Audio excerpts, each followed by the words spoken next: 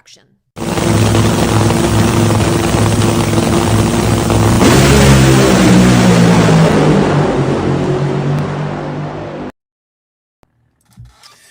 All right, good evening, y'all. Welcome in to Nitro Nation. Big Duke here, joined by Miss Jordan Wick and Mr. Spencer Hyde. Just wanted to get started first thing today. Kind of recognize the passing of Kyle Busch. Big time influence on the motorsports industry in general, not just NASCAR.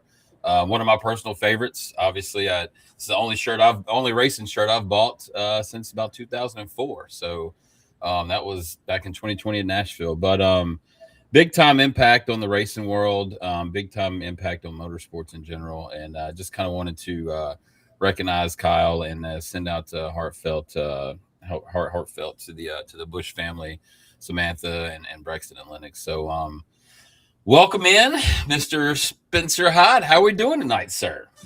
I'm doing good, guys. How are you? You know, I can't complain. It's been nice and hot here in Florida. We've been in the pool for the last few days, and it's been quite nice on Memorial Day weekend. Very nice. Very nice. Yes, happy Memorial Day. We're up here in Canada. It wasn't a holiday for me, but Courtney took the day off, and we had finally a nice day here. We had all weekend was about 45 and raining, and today was 80 and sunny. So we're kind of hitting that time of year where it can be anything right now. So today was a good day. What part of Canada?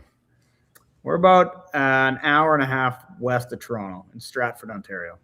Oh, okay. Way over there. Yeah. I took a train one night from Montreal to Toronto and didn't realize how long that was going to take. Canada's big, man. Yeah, it was like a 6-hour train ride, and we did not realize it was going to be that way. Yeah. But it was fun. I'm not quite as north, but I am north. So every time David talks about the weather, I just want to give like a swift throat punch. I'm like, yeah, it must be nice. Very cool. Love that for you. So you didn't have to wear a jacket. No, never. I mean, I base my outdoor activities if I can wear flip-flops or not. Oh my gosh. If I can't wear flip-flops, I'm probably not going to go do it. Whatever. No, but hey, diving in real quick, getting at it. I've kind of was noticing a couple of things, especially with Hagen that we had a few weeks back, and the influx of social media within drag racing. How have you seen an impact of that? How has that changed the ability to be noticed, I guess, by sponsors and everything else? And you kind of gotta play along with that too, as well, to get everything out there. How has that changed throughout the years? Have you noticed? I mean, it's probably, it's probably the biggest thing in our sport right now. I mean, I had to learn quick, and I'm horrible on social media, so I had to hire somebody, and I hired Natalie Torrance and her team, and I was lucky enough to get Mackenzie Richards on her team, and she's the best. And she does all my social media stuff, and she kills it. But I'm one of those people that knows how to log on to Facebook and Instagram and scroll, but I don't know how to do anything past that. So anything you see that's on my page, it comes from Mackenzie. And it's really taken our sport, really all motorsports, to the next level. Getting the eyes on our sport is huge. And, you mentioned Matt Hagen. His social media has gone crazy the last few years. Yes. With Chloe, she does such a good job, and they do so much funny shit during the race, like come up to us and just do dumb things, and it's really good. And I just seen a video of Maddie Gordon, doing a workout with an old funny car chassis, just on Facebook tonight. Like that stuff's so cool. I'm horrible with it, but luckily I got a good team around me, so we try and keep everybody updated. But I need to be a little bit better on the social media front. But it's crazy. Like, it's just, that's how we get the eyeballs now. People go on Facebook and Instagram to see what's going on, and if you're not on there, you're missing out.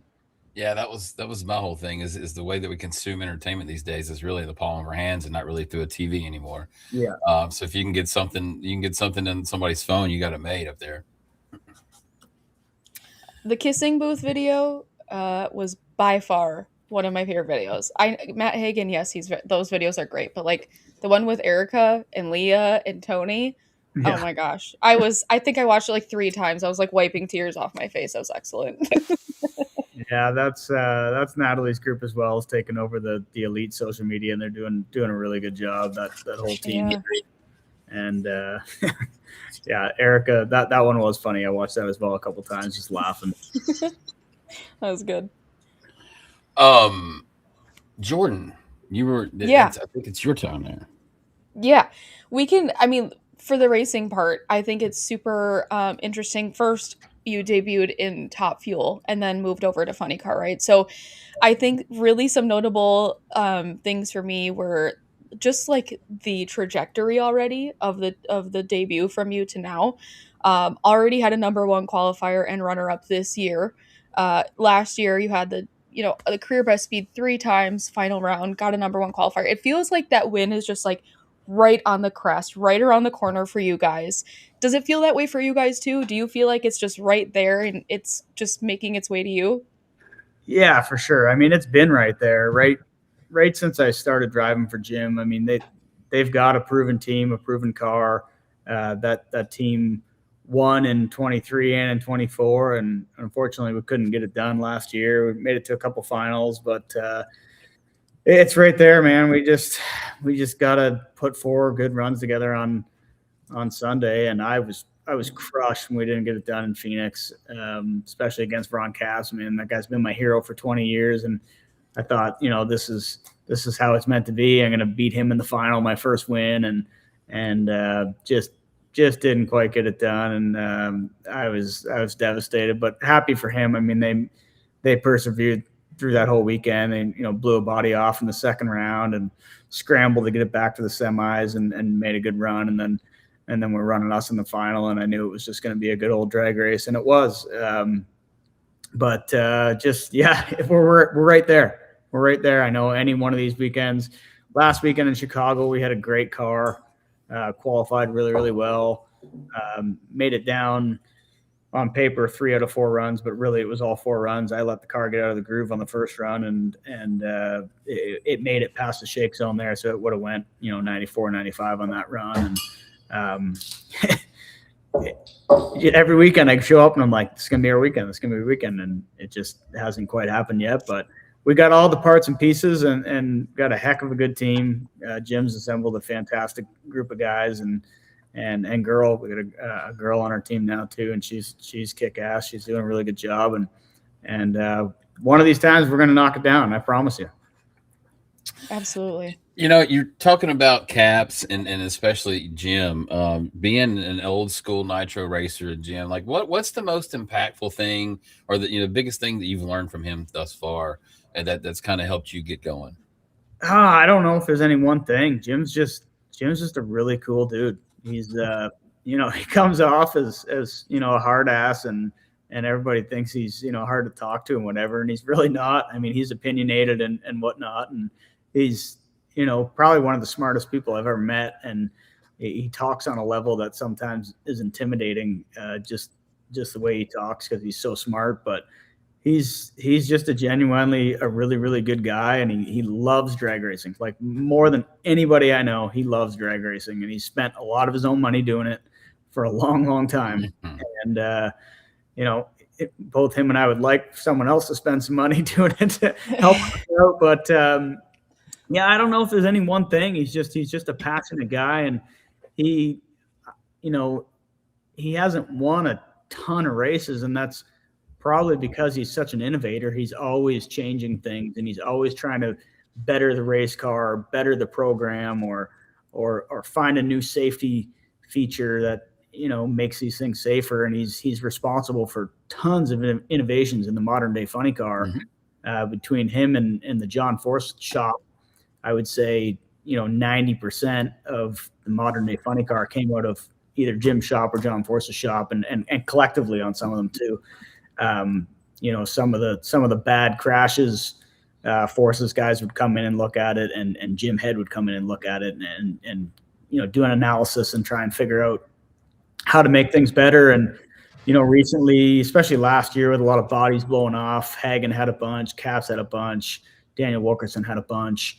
They're all kind of looking to Jim to figure out a new way to retether these things or design the body to not blow up so bad.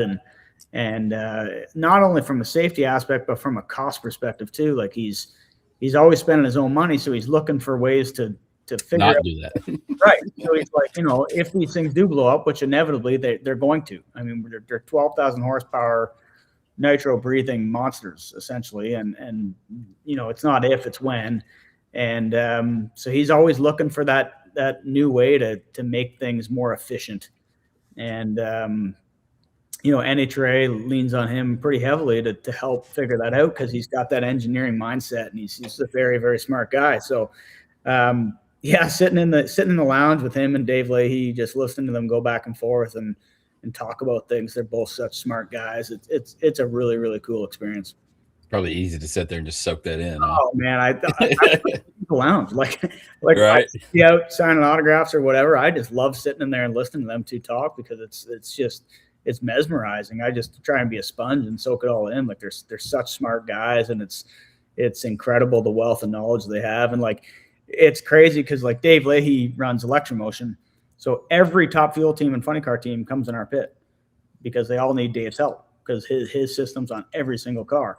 So you get to sit in there with like some pretty cool people. Like aside from Dave and Jim, you got Jimmy Prock coming in, and you got Mike Green coming in, and all these crazy experienced crew chiefs come in and ask Dave and Jim for their help. Like it's pretty cool. It's a really unique experience. I'm in a pretty cool spot. Yeah, that's got to be awesome. Yeah. So back in April, you made some headlines for pulling double duty in NHRA with the funny car and the Pro Mod. Obviously, we just had the picture up here for your World Series of Pro Mod win back in 2023. I don't know if we got a lot behind the scenes on how that was for you. I think I remember hearing Courtney be like, he's got to go. And that was about all we got because you had to run Pro Mod after a run there. Do you have any future dates where we can expect you to be doing something similar or the same thing? I don't know. I mean, listen, I love Pro Mod racing as much as I love funny car racing. It's I just anything I can get in that's fast, especially a Pro Mod or a funny car, or I'll take every opportunity I can get. And if I wasn't racing for Jim Head, I'd be running a Pro Mod right now. But the opportunity came up with Jim, and it's one of those things. It's like, man, this doesn't come around every day. I got to jump at it. And but yeah, like running double duty, running for Stan Shelton and his team, the Culp Lumber Boys. I've known those guys for a long time, raced PDRA with them, run the Winter Series with them. Just a really good group of guys, and I know they got a good race car. They're just they're just a few things away from being one of the best cars out there, and they've got Stevie's new SF1 engine in that thing. And I hadn't been to the quarter mile in a Pro Mod car since 2018. So it was kind of crazy. Just they called me, didn't even call me. I was up there watching them in Charlotte in the final round, or in the semis actually, and they won. And I was high-fiving the guys, and they turned around. They're like, "Hey, you want to drive this thing next weekend?" And I'm like, yeah, obviously, like whatever, thinking they were joking. They're like, no, seriously, like Stan and I can't be there. It's Reese, it's my daughter's first birthday, and we can't be there on Saturday, so we need someone to drive it. And everybody kind of said, put Spencer in it, and so I was like, yeah, as long as Jim's good with it, I'm good with it. And so yeah, I jumped in there, never even sat in the car, never anything, just got in there, and Q1 went out there and went 575 and 253. That was pretty cool. Hadn't been in the quarter mile in 8 years or 7 years or whatever it's been. So wow. That was fun. Didn't quite go our way on Sunday. We got matched up against Lyle. He's got a pretty good hot rod right now. And yeah, we both had to do a little pedal job, and his made it a little bit further than ours. So he got the win light, but awesome experience. I'd do it again in a second for any one of those guys. There's such great Pro Mod teams out there right now. It's awesome. A lot of good cars, a lot of good drivers, and yeah, there's nothing on the horizon right now, but anytime somebody wants to put me in the seat, I'll gladly jump in. Awesome. Talking about the different kind of cars, that was something I'm interested in because, like you see in NASCAR, IndyCar, you can see the drivers when they're telling their crew chiefs, "Oh, it's a little loose or whatever," but in drag racing, it's not a lot. It's not so much body language. How do you explain to the crew chief what's going on? What do you use to explain the feel of the car of how you break down the run? Like, is there a lot of body language that you use? Are you guys really talking with your hands? I'm just curious how that translates out. So like in the funny car, it's a little different. Like everything happens so fast. I really just recently started really getting a good feel for what the car is doing. It took, like, I'm not gonna lie, it took 100 runs in that thing to really start feeling what it's doing. Like I was picking up on things all throughout last year and early this year and getting better and more acclimated with the car, but it took so long to really feel what the car is doing and be able to explain it. And now I feel like I've got a pretty good handle on that. And yeah, I'm able to come back and pretty much tell Dave and Jim what happened on the run, but before they pull the data and they just, look at the data and say, yep, that's what's going on. For the Pro Mod, it was a bit unique because I had never been in that car.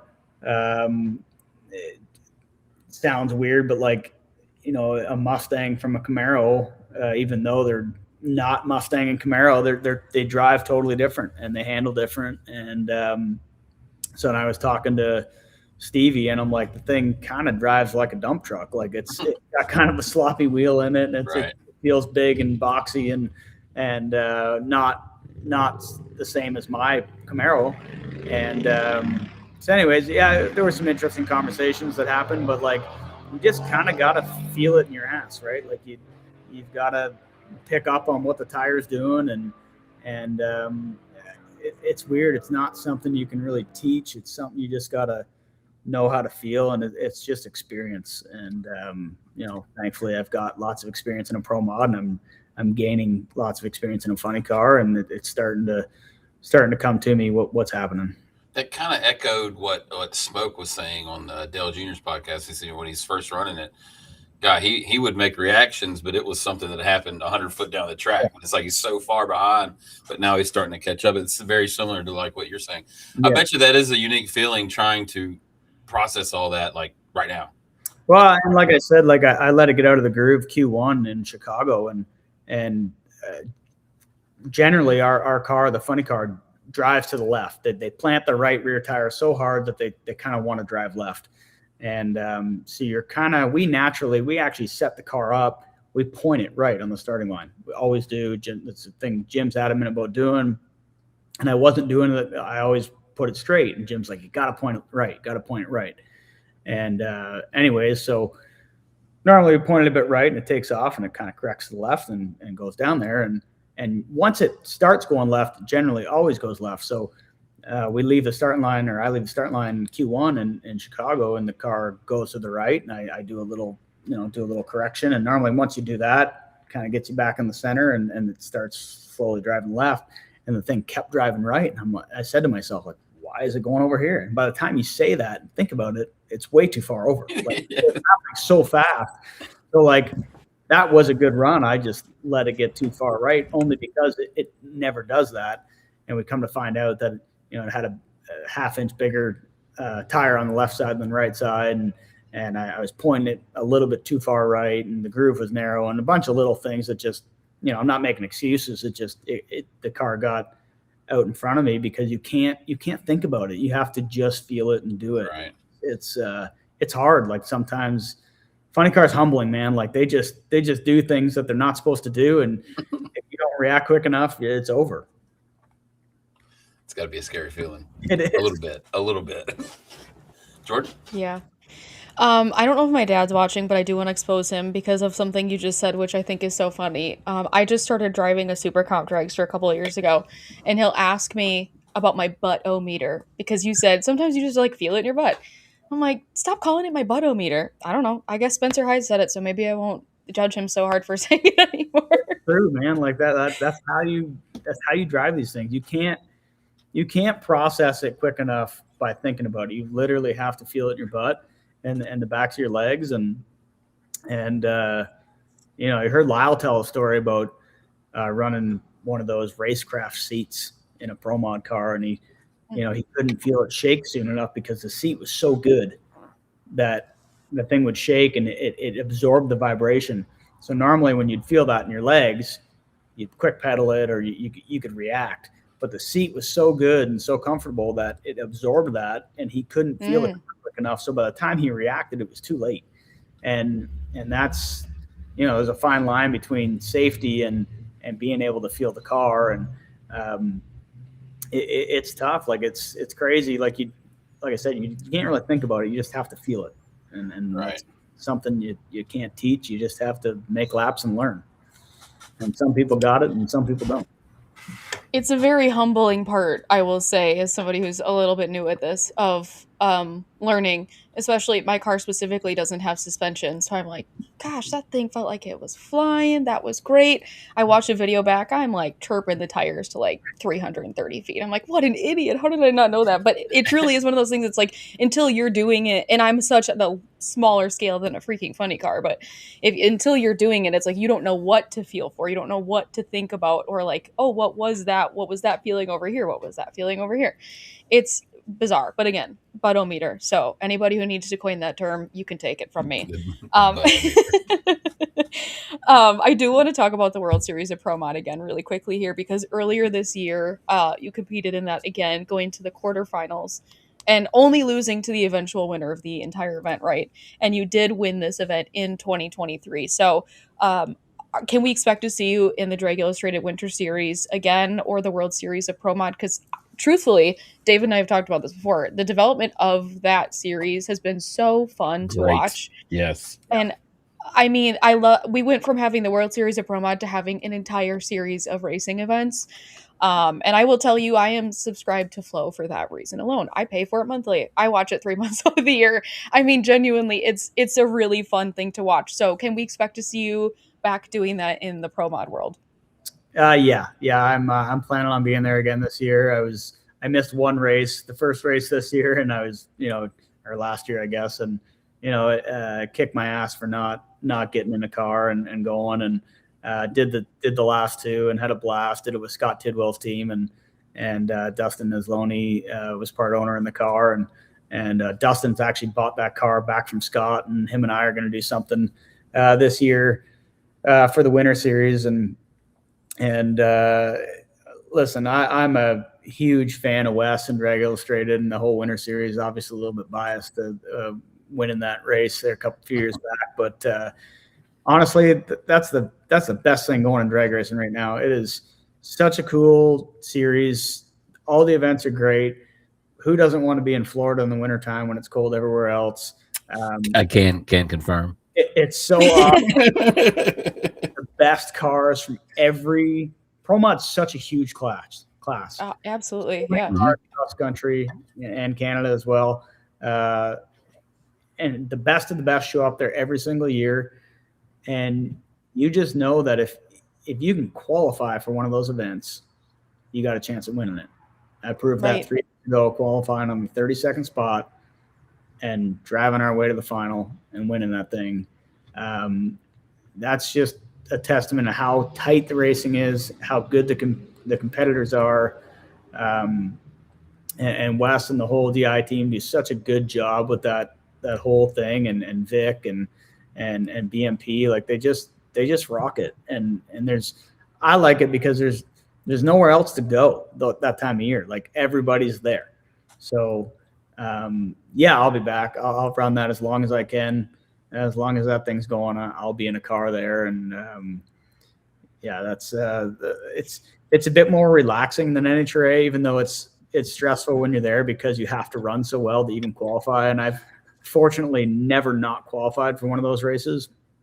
And I know guys that, world championship type teams that have not qualified for those races. And it's just, you can't miss a run. You gotta, if you don't make it down Q1, you're behind, and it's hard to play catch up. And so you got to go there with the right equipment and the right team and the right people backing you. And honestly, it's some of the most badass drag racing on the planet right now, is that series. And yeah, like I said, as long as it's going, I'll be there one way or another. Yeah. And I have to tell you, as somebody who just enjoys also watching racing, the format I think is awesome. I love the chip draw. I love that it's like filmed and we get to watch it in real time. And I thought that this last event that we had this year with it, the increments in the qualifying were so close. I mean, they were like nail biting. Like they're just any sort of mistake you make, you're not gonna be anywhere in the field, even if you're like within 100th of each other. It was so close. So I really like the format, and I, like you said, NHRA sometimes can, for probably more so for you than anybody else, can feel like a little more claustrophobic, and this is like a little more freeing. But the stakes are incredible, and it's a lot of fun to watch. So I'm excited to watch it again this year. Like I said, the coolest part about it is not competing with anybody. Like, it's all the series are there. It's not competing with NHRA. It's not competing with PDRA. It's not competing with Midwest Pro Mod. Yeah. No one else is racing. All those guys want to go racing, and it brings out the best of the best. And it's an all around good deal. And like I said, DI and Flo has spent a ton of money and time trying to make that show better. And I think they've done a great job. Obviously, I'm a little biased, but they've done a really good job. And they got the incrementals and they got the drivers' names and pictures up and everything. Like, all that stuff takes a lot of work behind the scenes to make that happen. And Flo's invested the money, and BMP and DI have all collectively got together and made that a way better show. And it shows. It's like I said, it's the best thing going. Yeah, absolutely. I agree. So, question, what is the most, I don't know, hardest part of the sport that the fans don't see? What, like, going in as a driver, they see you guys coming across the stage and waving and signing autographs, but really and truly, like, what's the hardest part of being an NHRA Funny Car driver that the fans don't get to see? Finding the funding to do it. Between that and the schedule, the travel, like, I mean, I'm a bit unique because I still work a full-time job in between races. So, like, this stretch we got coming up, I'm leaving Thursday to go to Maryland. I'll fly home Sunday, work till the next Thursday, fly to Epping, come home Sunday, work till Thursday again, fly to Bristol, and come back and go back to work again. It's very busy. A lot of time at an airport, on an airplane. It's hard to have a real life outside of it, especially when we get, the back-to-back-to-back, 3 in a row is really tough. 2 is not terrible, but 3 in a row, it's hard. It's hard on the guys. They're what the fans don't see is the crew guys, they work their butts off all weekend, especially if you go some rounds on Sunday. Then they service the car Sunday night when you're done. Monday they wake up, they go back to the racetrack, get everything tore down, make sure everything's. A lot of times they'll service the car for Q1 of the next weekend, so they'll have the car pretty much ready to go. Aside from they're gonna have to pull it apart again once they get a head gasket call and a clutch call from the crew chief Friday of the next race. But the car is disassembled, reassembled numerous times, and then they got to drive from wherever they are to wherever they're going, and like they're nonstop. When we're back to back to back, these guys work literally 21 days straight. It's insane, the hours and the time they put in, and I think that side of it gets underlooked. Like, yeah, I'm busy, I'm flying here and there to get back to work and get to the race, but the guys that are working on these things, they're nonstop, and they're when they're wore out on a hot Sunday and it's 90 degrees and they rebuild the engine 3 times, then they got to do it again Monday and get in the truck and pack everything, tear down the awning, put everything in the trailer, drive for 2 days, and then set it all back up and start over again. Like, they don't get any rest, and I think that probably gets underlooked. And all that costs money. I mean, you gotta pay 4, 5, 6 guys full time to be on the road like that, and it's expensive, and hotel rooms and diesel fuel being $6 a gallon, and it's a lot. And unfortunately, it's hard to find funding in our sport, and that's it's difficult, and it makes guys like Jim Head spend a lot of their own money, and my family's fortunately helping me out do this deal with Jim, and it's expensive, and we just finding the right partners that understand it and want to be a part of it. It sounds expensive, but like, I think there's lots of value there, and there's more than just what happens on the racetrack. It's a whole team environment, and you've got there's so many ways to show the bonding of teamwork that companies can get value out of off the racetrack, that I think is the hardest part to sell, but it's there. I know it's there. Man, that sounds like that could be a really good social media deal, where you just follow yourself around for like one of those back-to-backs and really show what it's like to do that. I think that could really turn some eyes, because that's very interesting to hear. I thought you guys packed up Sunday and left. I didn't know they stayed Monday, and then it depends. Some guys, yeah, that's amazing. Some guys pack up Sunday. Some guys will stay Monday and service the car so it's ready when they get to the next place on Thursday. It all depends on the program, but it's crazy the amount of hours these guys put in, and it's just, without good crew guys, we wouldn't be racing. Right. Jordan? Well, we're nearing the end of our time, so of course I had to lob one of these in here. We already talked about it before we came live, but it needs to be said. So, as a racer and off track, just a normal human being, what are you most excited about for unlocking dad status? I don't know. I've been shopping for motorhomes. Gotta find somewhere to hang out when we're at the racetrack. Courtney very much loves her job at NHRA, and I want her to keep doing that. If she's not going to go do that, I wouldn't have the same drive to go racing. I think it's really cool that we can go there and do our own thing. Both have something to do when we're there, but having a little one along is going to be a bit of a different ride, and trying to figure out the logistics of that is been kind of at the top of my mind lately. And so yeah, just trying to figure that out. Probably got to buy a motorhome and somebody driving around and have a nanny to look after the little one while we're both doing our thing, and so we can unwind and hang out with her at night. So that's kind of been the recent game plan, is just trying to figure that all out, but we'll get it figured out. We always do, and I'm very much looking forward to it. Well, you guys have some great examples around you, especially in the Nitro pits, of those who are in the same boat as you, either now or just a little bit ahead of you. So you guys, there will be that, which will be awesome. I can't imagine having all those kids. The walker races, we have to bring them back. Those are coming right back.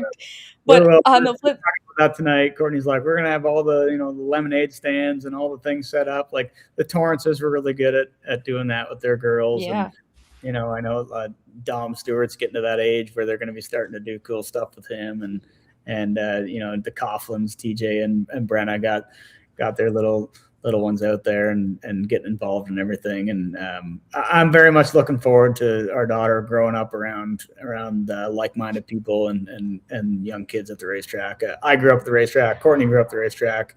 Right. It's just something that's kind of bred into us, and we're gonna try and carry that on. That was going to be my follow-up, was like, she, first of all, incredible women for her to be growing up around. Absolutely insane scenario. Obviously, and men as well. But being a girl in motorsports, it's like, what better pinnacles to be around you?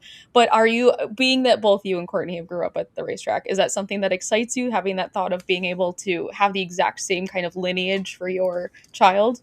Yeah, absolutely. I mean, I'm very excited to have it happen. I mean, parts of it I'm not so excited about. I mean, I was a young kid at the racetrack chasing all the little girls around, so looking forward to that part of it, but before I gotta worry about that. But yeah, it's all part of it. And listen, I got amazing memories, childhood memories at the racetrack, and I hope that we can provide the same for our daughter. Yeah, absolutely. I want to second this comment that we just got here about Courtney. She's the bomb in the booth. I'm sorry. The pregnancy announcement was awesome. I was like That was like the best way you guys could have done it. It was awesome. And no, she's great. I grew up in the pro stock pits, so I just want to say, like, all of her, like, guys, don't go anywhere. There are pro stocks, there are pro mods. We needed that. So thank you, Courtney. Great comment. She's an advocate for pro stock and always will be, obviously with her sister being who she is. But yeah, I mean, pro stock's as badass as anything else. But And I like the yellow people. yeah, she likes the yellow people.